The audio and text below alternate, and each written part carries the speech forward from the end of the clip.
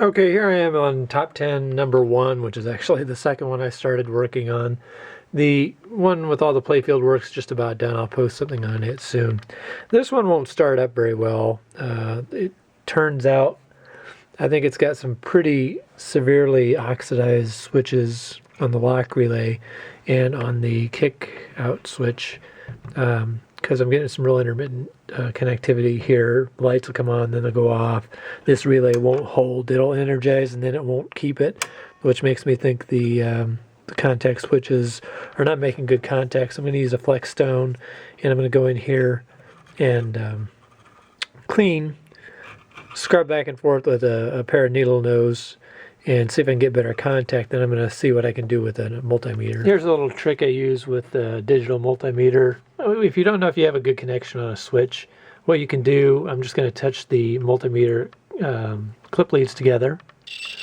I've got the multimeter set right now for an audible alarm, and I think this kick out switch is not making good contact, so I just connect on both leads from the switch, and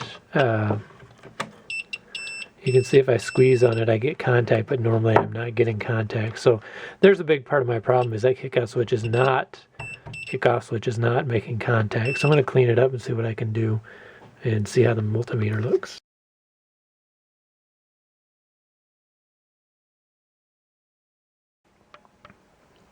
So a little earlier I was talking about how this kickoff switch in the bottom of the Chicago Top 10 number 1 was making intermittent contact. It was causing the lock relay to not start, and I showed how you can hook up the multimeter in audible tone mode, so that if you have a short, meaning the switch is made, it'll beep at you. And when I first hooked it up, I couldn't get a consistent beep. Clean the contacts up with a flex stone, and put a little alcohol in there, cleaned it up. Now I'm gonna let go of the kickoff switch plunger, and you can see it's a constant beep, so that's a good connection right there.